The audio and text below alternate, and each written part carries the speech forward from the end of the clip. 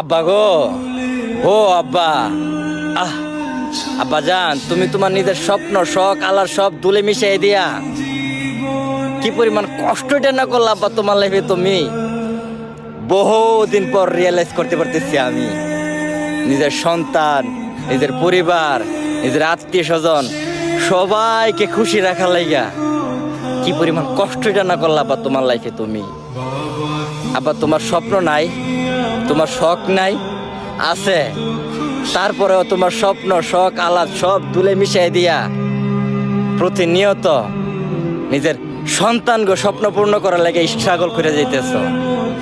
আব্বা বাপ মানুষরা কি এরকম ইয়েতে আব্বা?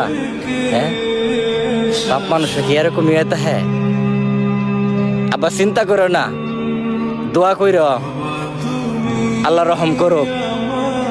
তোমার স্বপ্ন আমি একদিন পূর্ণ করবো আব্বা, তোমার স্বপ্ন আমি একদিন পূর্ণ করবো ইনশাআল্লাহ।